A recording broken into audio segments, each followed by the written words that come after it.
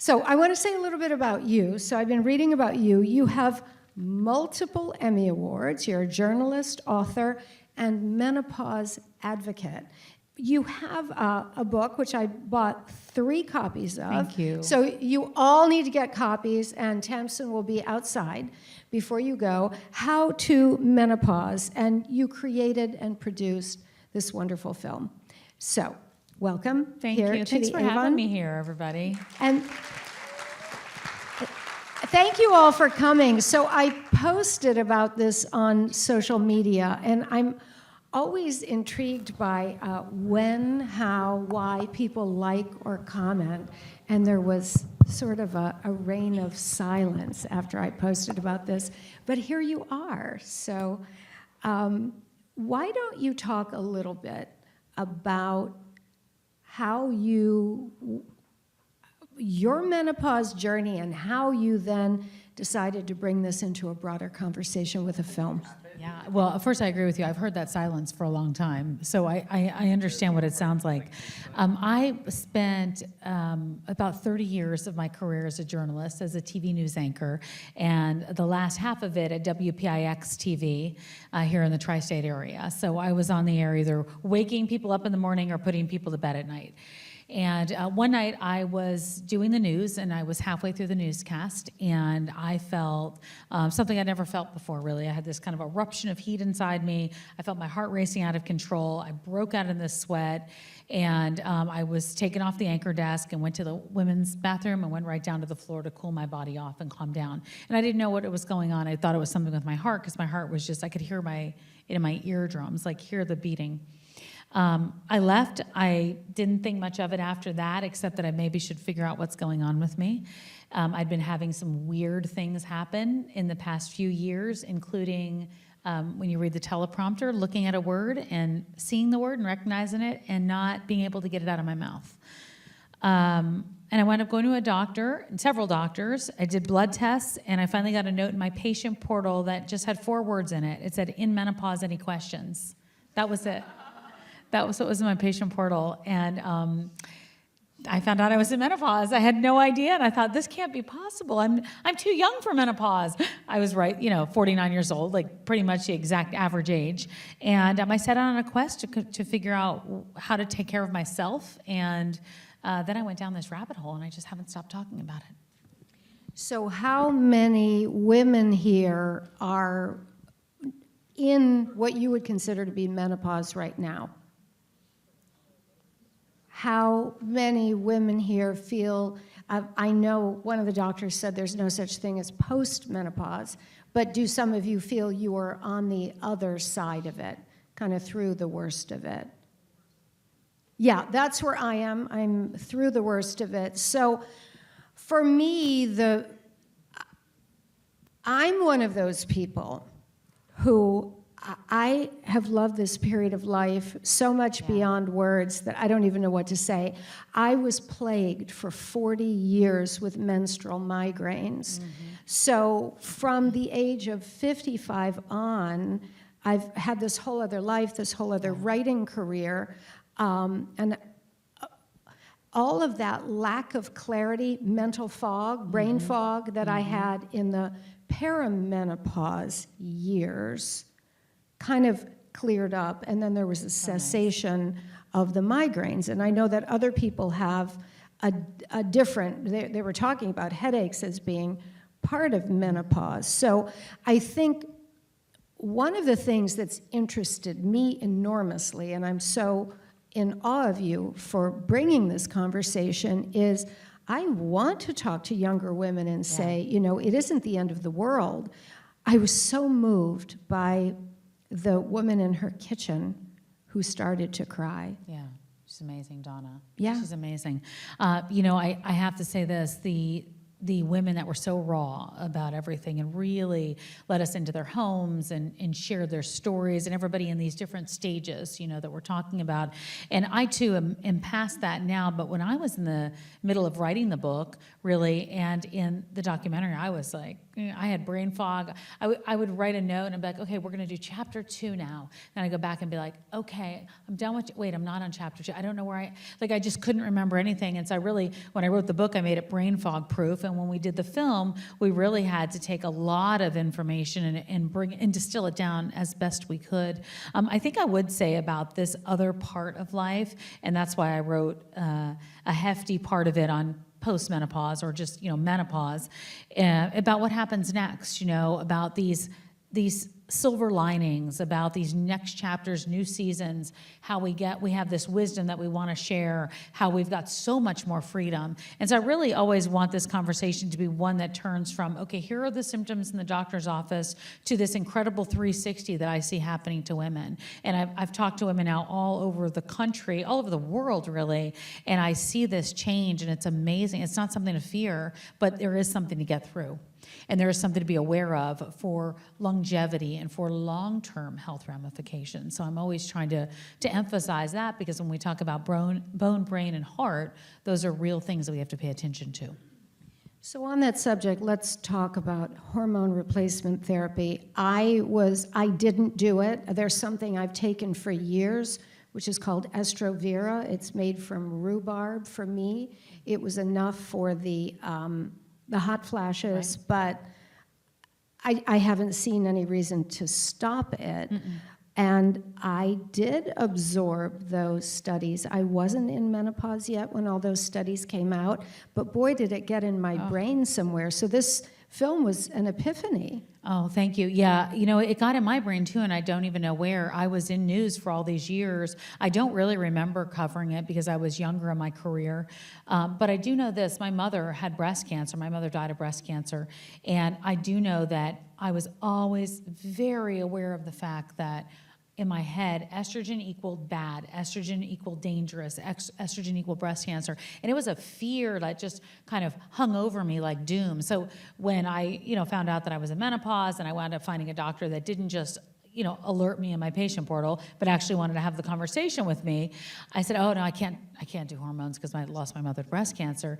And she said, I don't think you understand. And really sat me down. And at that point I had started, you know, reading and learning more about it. And I thought, wow, I can't believe it. I've been part of the media for all this time, and this is the most underreported news, headlines, story that has damaged so many women in terms of just misinformation and not being offered options, or not even being able to have the conversation whether you decide to do hormone therapy or you decide to go another route, or you can't do it, because we have to keep everybody in that conversation. If my mom were here today, because she had breast cancer, she might not be eligible to do it, so she would need to have those other options. So we always want to be very cognizant of that and pay attention to what other research is out there, because we've lost so much time as a result of so much fear and misinformation. I think it often comes down in whatever we're considering to do with our health and our bodies, with, you know, an analysis of risk versus benefit. I remember when the COVID vaccine came out, and there were, shall we say, still robust discussions about all of that. And for me, I always thought about, what you know, how do you feel when you get on a plane? How do you feel when you get on the highway? And I don't think we have those conversations around hormone replacement therapy at all. No, we don't. We don't have them around women's health at all, sadly. And I think with hormone therapy, the problem is how you see the trickle effect, right? So the study came out, the headlines came out, the misinformation came out, the studying of it stopped, the conversation stopped in the doctor's office, and now we have generations of women that just didn't have the information. Now some, and you know, and I've met several that are like, listen, I went through it, I knew it was happening, and I'm okay on the other side. But there's also the health part of it that you want to have that conversation about, because we see some of these these numbers, and they can be staggering and scary. And so I'm so grateful the conversation's happening. I will say, when we set out to do the documentary, my partners and I went out to talk to people, first about where it was going to air or be seen or distributed, and second about funding. And we, at the very beginning of it, got, a lot of people are like, what? There's no audience for that kind of film on menopause? And I said, well, yeah, it's a very niche audience. Well, it's not. Here we are. Over 1 billion women are in this transition in life. So when I look at where it was in 2021 and having this conversation to where we are today, I mean, I remember a woman saying to me, we were going to dinner together and we were meeting some other ladies, and it was around business, and she goes, listen, please don't bring up menopause again. It is just such a drag, and it's just making you look old. And I said, really? And so so that obviously has changed. It's now the new dinner party conversation for me anywhere I go. But a lot's changed in the last few years, and so I'm excited to see how people have embraced it. And I see men in this audience too, which makes me super excited. So give it up for the men who are here as part of this conversation. Thank you for being here. Thank you. So as women, we often have a more reticent voice than men. I think then you can break down groups of women into ethnic and racial groups in terms of how confident or not confident we are about asking for what we want, finding out what we need to know, pushing the envelope. One of the things I really liked about your film, of the many, is you really gave statistics about how different menopause is for different ethnic groups, and you really had a lot of voices in the film. And did you know you would do that from the beginning? Yeah, we knew that was important. I think I think because menopause is not a one-size-fits-all for sure, and so we had so many stories we wanted to continue to add, but there's a limited amount of time. But we did know we needed to focus on that. The SWAN study obviously gave us that kind of data as a result, but also it's really important because there are a lot of people that are not part of this conversation. There's not been access, whether it's been in communities, whether it's been age groups, whether it's been in families, culturally, it's not been acceptable. So yeah, we knew we're gonna need to speak to as many people as possible, and it always makes me sad that we could have had 50 more voices in there. There's never enough of the time, so we have clips outside of the film that you can watch as well.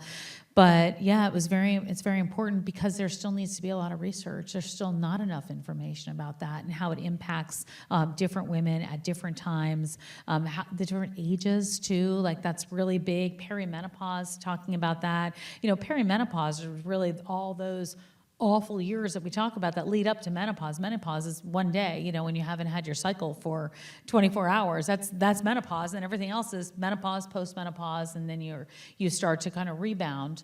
But that perimenopause is a difficult time because that's when you literally feel like you're going crazy, and you feel like something's wrong with you, and you feel like you can't remember things, or you've worked out the same way, and where did this, who am I? I don't feel the same way. I'm not processing food the same way. I'm not sleeping the same way. So I think if we can get this information to younger women, and we as women in this age group are paying attention to our health down the line, because there's still more. Even if you've gone past menopause and you're feeling better, there's different parts of the health to take care of. Sleep. You mentioned sleep. Sleep is big. Don't you love when people say, what time do you get up? And I'm like, well, that depends on so very many things. Yes. One thing I want to say before we bring it to questions, because I know there's a lot that everybody needs to say. There's another woman here, and we met in the company of an Indian teacher, an Indian woman teacher, a guru, and she used to say something, be the seer, not the seen. And I think little girls are the seer. They are the subject of their own lives. They look out, they see what's going on, they don't have that self-consciousness. And that transition of puberty, you become the seen. That's all you care about, is what you look like, what your body is perceived as. And I think menopause can be if embraced, that journey to be the seer once again. Yeah, I love that. I love that. It's so true. And I don't know. So many things have been shown to me. Through stories, through the information that we don't have and we need. And I walked away from my job 17 months ago. I would never have imagined I'd be talking about menopause. I spent my entire career like trying to stay younger, and trying to make sure I was going to stay on television, be relevant, and be, visible. And I've never been so happy as I've had in the last 17 months of watching the change that I've seen in the conversation, of helping women find doctors, helping them find telehealth and telemedicine, and and feeling like it's okay to have this conversation, because as you said, there's still, even though we're having it, there's still so many places that don't have it and haven't had it. On March 1st for Women's Month, I threw the world's hottest menopause party because I thought it should be a celebration, like Lisa said. She had said that to me a long time ago, and it stuck in my head like, yeah, this should be a celebration. And we had women all over the world coming together in community. So it's really been the women that have moved this film. We didn't have the money to do like big PR and all that kind of stuff. So we gave the film out. We licensed it out for free for women for several months, and they brought it into their communities, and they had showings in theaters like this, or in living rooms, or in community centers, from 5 women to 500. And they're the ones that got this message out there. So that's really what I have seen as the community aspect of it all, and how we're gonna get the message and be louder and not have that silence anymore. All right, ladies and gentlemen, what would you like to know? Wait until a mic comes to you. Ask, comment, anything. Right over here, Louisa. Where's the hand? Oh, right. Giselle will get you. There you go. I just want to know where you can access this film, if not in a movie theater like this. Sure. If I wanted to tell my daughter-in-laws, go watch this film, where would they find it? Yeah, absolutely. We were on PBS for a while, so it's still on the PBS website right now if you have PBS Passport, and we also have the DVDs available for individuals on the website now as well. We have screenings that happen all over the place, so we update those constantly. So when people do have the screenings, it's available there as well. And there are books in the lobby. And is the book on audio? The book is on audio too. Yeah. Thank you. Love audiobooks. Me too. Yeah. I like it. I can listen to my voice sped up, so it doesn't take as long. Do you read your own? I write fiction, so I don't did. read I my read my own. own. I read my Yeah, own. I don't want people to think it's real. A question over there. Oh, good. Here we go. Stand. Oh, good. Please stand up. This film was brilliant because Thank before I was going into menopause, well, I'm in menopause now, a year and a half. I had a baby at 48, and a lot of things happened. And I'm happy people are talking about it, because I thought I was going insane. I actually thought I was here, present. I'd be talking to you, I'd be talking to people, and I knew I was here, but I was somewhere far away. And I thought, they're going to take me to Creedmoor. And the fact that people are talking about it has really saved me in not thinking I'm an other, but thinking I'm part of a community, and that there are people that are out there to help me. Because I did feel really, I'm on my journey to go to get HRT, because all of my friends say it's a game changer, and I can't wait for that moment, because I just want to thank you for the film. For me, it was enlightening and hopeful. Thank you. Thanks for saying that. I understand that feeling of being on the outside looking in, and I feel like that's what you're describing. And there's so many women I've talked to that said, like, I feel like I'm in a dark room and I'm like looking around for the light switch and trying to figure out how to turn it back on.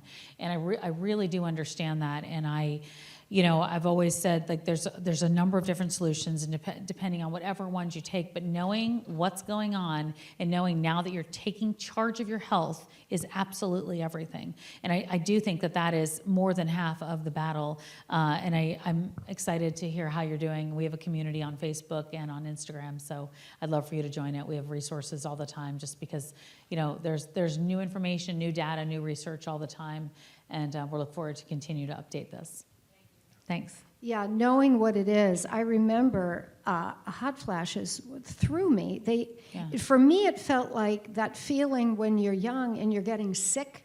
You're suddenly Absolutely. overcome and feverish, and you feel awful. And I remember sort of feeling, wait, flu, strep throat, and it takes a while. It does. For the brain to understand what is happening. Yeah, in the book I put there's 34 plus symptoms that were the hallmark symptoms of menopause, or are the hallmark symptoms of menopause. And my publisher was like, "Well, you're going to write what each one of those are?" And I said, "Yes, because they're so confusing. Like, you know, brain fog is confusing because it comes in a lot of different forms. It could come in, I can't complete the sentence, or we didn't even have vocabulary for it. And then hot flashes, to me, I felt the same way. I was like, I'm getting a sinus infection again. 3 times today I've had a sinus infection, because I'm always thinking I'm getting sick. I felt the same exact way, and I'd feel my face. I'm like, okay, maybe I don't have a fever now. And I didn't realize it was a hot flash. I had no idea. And then the sleeping, I used to be the one that was like, hit the pillow and wake up, because I did news, and it would be 2 o'clock in the morning or 2 o'clock at night, and I could sleep anywhere.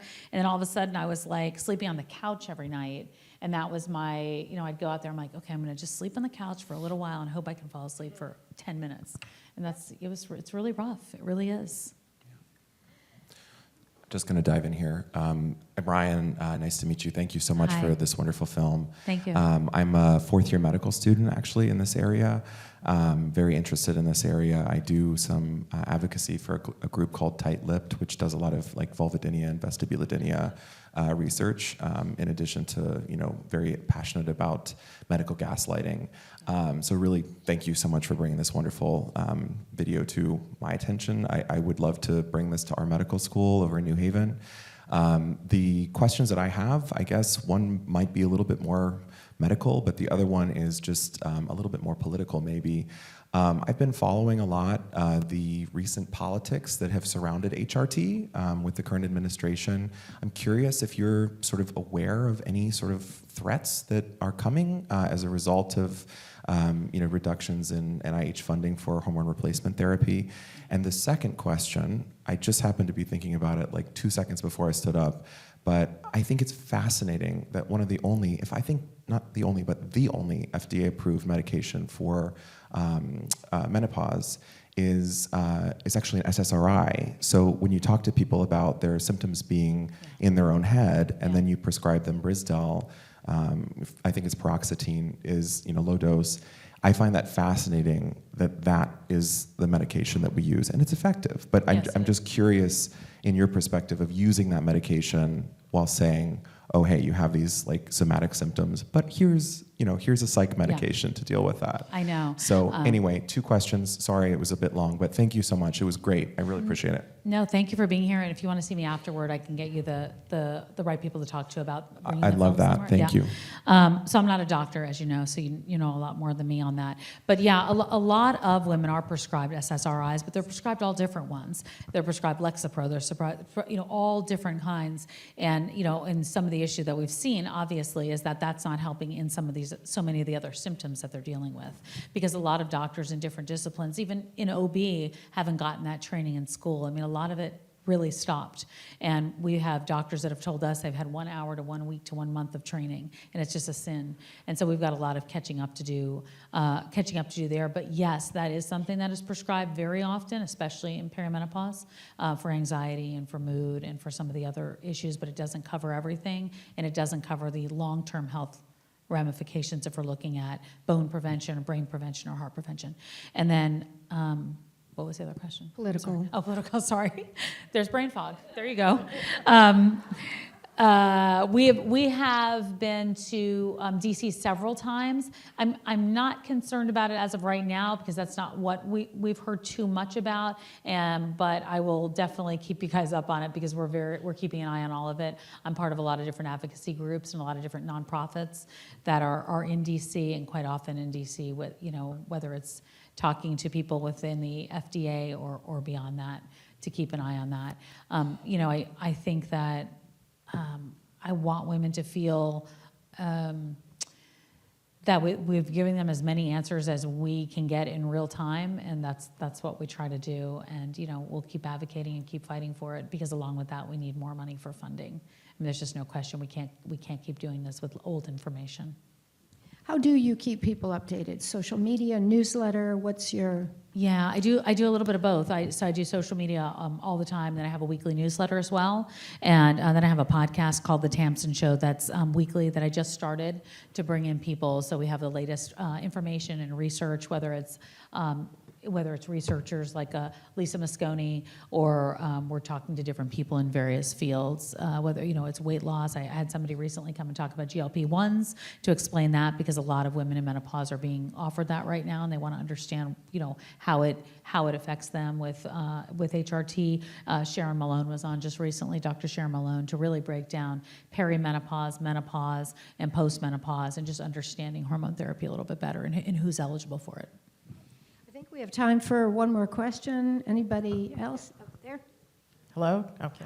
Hi. Amazing film, thank you. Thank you. I'm 60, probably been in menopause, I guess 5 years or so, and never has a doctor asked me about my menopausal symptoms, internist, or anyone. So truly frightening.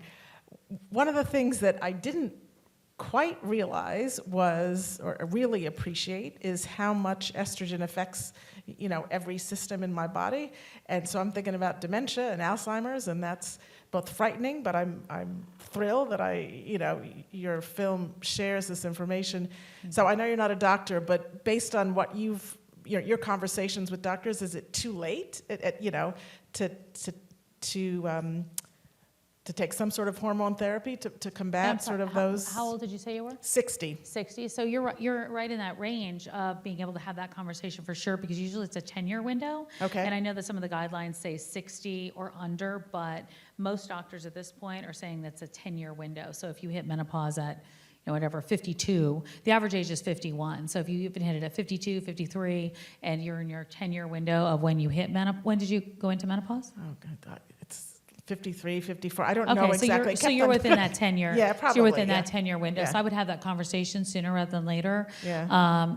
There's a lot of, even if you just want to have an initial conversation, if you're not able to get into your doctor, I'm always letting people know about some of the different telehealth companies out there, because you can get on the phone with them, or get on, Zoom with them immediately and have the conversation, and just be able to ask the question, and at least talk to a practitioner there that can give you that advice. But usually it's within a 10-year window of menopause is the guideline. Got it. And one last question. Sure. What was fascinating to me was that, there's a urologist, there's a neuroscientist, Yeah. an OBGYN. I mean, it's sort of like, the cardiologist focuses on the heart and and are you seeing, I guess, is there hope that all of these practitioners will sort of understand that, the psychiatrist will understand that, this may That's be the an goal. estrogen? That's the goal, because I've actually talked to a lot of women that have said they've gone into marriage counseling or therapy, and never once did anybody say, like, hey, you might be dealing with menopause right now, during this time in midlife. And they've gone to a cardiologist and going around in circles, and it's not been gone back to menopause or perimenopause. So hopefully that we have these different disciplines. Hopefully we have, soon-to-be doctors like the one sitting next to you that are being aware of this, and it's being brought into the medical schools. And that's all part of this, is having that education, because that's where it can't just be OBGYNs. We don't even have enough. So it can't just be OBGYNs. It needs to be general practitioners and cardiologists and therapists, and the list goes on.